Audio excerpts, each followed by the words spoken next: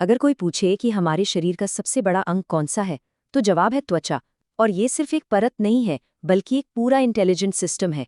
आज हम इसी के कुछ रहस्यों से पर्दा उठाने वाले हैं। जरा इस नंबर पर गौर कीजिए। हमारी त्वचा का सिर्फ 1 स्क्वायर इंच का हिस्सा, मतलब एक बहुत छोटा सा टुकड़ा, उसमें करीब करीब 19 मिलियन कोशिकाएं होती हैं। ये आंकड़ा ही अपने आप में दिमाग घुमा देने वाला है और बताता है कि ये कितनी जटिल चीज है। तो त्वचा को शरीर का सिर्फ एक बाहरी लिफाफा समझना, ये एक बहुत बड़ी भूल होगी।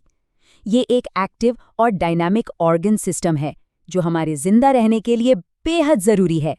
चलिए, अब त्वचा की सतह से थोड़ा सा नीचे उतरते हैं और देखते हैं कि ये बनी कैसे है। हमारी त्वचा में मुख्य रूप से 2 परतें होती हैं, जो मिलकर हमारे शरीर का वो कवच बनाती हैं जो हमें बाहरी दुनिया के खतरों से बचाता है। एपिडर्मिस, ये त्वचा का वो हिस्सा है जिसे हम देख और छू सकते हैं।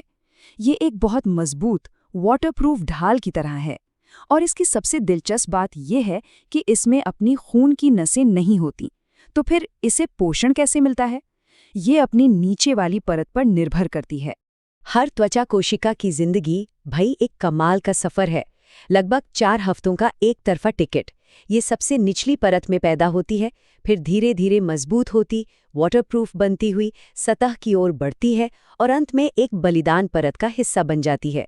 हाँ, ये लगातार खुद को कुर्बान करती रहती है ताकि हम सुरक्षित रहें। एपिडर्मिस के ठीक नीचे होती है डर्मिस, त्वचा का असली लिविंग कोर, या कह लीजिए पावर हाउस। ये एक मोटी परत है जहां सारा एक्शन होता है। ये खून की नसों, नर्व्स और उन कोलेजन और इलास्टिन फाइबर से भरी होती है जो हमारी त्वचा को मजबूती और वो खिंचाव देते हैं। अच्छा, तो त्वचा अकेले काम नहीं करती। इसके पास अपने कुछ खास टूल्स या कह लें गैजेट्स भी हैं, जैसे कि बाल, नाखून और अलग-अलग तरह की ग्रंथियां, जो इसकी सुरक्षा और महसूस करने वाले कामों को और भी बेहतर बनाते हैं। कभी सोचा है कि ठंड लगने पर ये रोंगटे क्यों खड़े हो जाते हैं? इसके पीछे एक छोटी सी मांसपेशी है, अरेक्टर पिली। ये असल में हमारे पूर्वजों से मिली एक निशानी है। सोचिए, जब जानवरों के ज्यादा बाल होते थे तो यही चीज हवा की एक परत बनाकर उन्हें गर्म रखती थी। कमाल है ना? हमारे शरीर में पसीने की ग्रंथियां भी 2 तरह की होती हैं। एक तो है एक्राइन ग्रंथियां, ये पूरे शरीर में है और इनका काम है हमें ठंडा रखना, बिल्कुल पानी जैसा पसीना निकालकर। दूसरी है एपोक्राइन ग्रंथियां, ये कुछ खास जगहों पर होती हैं और यौवन के बाद ही एक्टिव होती हैं। और हाँ, शरीर की गंध का कारण भी यही बनती हैं। चलिए, अब आते हैं त्वचा के सबसे हैरत अंगेज और शायद सबसे जरूरी काम पर। ये हमारे शरीर का पर्सनल क्लाइमेट कंट्रोल सिस्टम है, एक सुपर स्मार्ट थर्मोस्टैट जो हमेशा परफेक्ट तापमान बनाए रखने की कोशिश करता है। हमारे शरीर का तापमान लगभग 37 डिग्री सेल्सियस पर बना रहना, ये कोई मामूली बात नहीं, ये जिंदा रहने की शर्त है। इसी तापमान पर हमारे एंजाइम्स और अंग ठीक से काम करते हैं। और इस नाजुक बैलेंस को बनाए रखने की सबसे बड़ी जिम्मेदारी त्वचा की ही है। त्वचा एक बहुत ही होशियार ट्रैफिक कंट्रोलर की तरह काम करती है खून के लिए। जब शरीर गर्म होता है तो ये खून की नसों को चौड़ा करके सारा गर्म खून सतह पर भेज देती है ताकि गर्मी बाहर निकल जाए। और जब ठंड लगती है तो ये नसों को सिकोड़कर खून को अंदरूनी अंगों के पास रोक लेती है ताकि गर्मी बची रहे। ये पूरा डांस अपने आप चलता रहता है। अब एक दिलचस्प सवाल, क्या त्वचा भविष्य बता सकती है?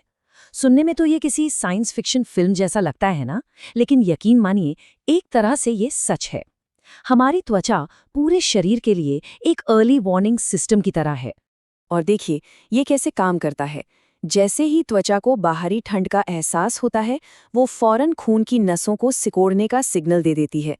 वो इस बात का इंतजार नहीं करती कि शरीर का अंदरूनी तापमान गिरे। नहीं, वो तो खतरे को पहले ही भांपकर एक्शन ले लेती है। मतलब कोर टेम्परेचर के गिरने से बहुत पहले ही बचाव का काम शुरू हो जाता है। तो अब तक ये तो बिल्कुल साफ हो गया है कि त्वचा सिर्फ एक बाहरी परत या कवर नहीं है। ये एक जीती जागती, सोच समझकर काम करने वाली एक बेहद जटिल प्रणाली है।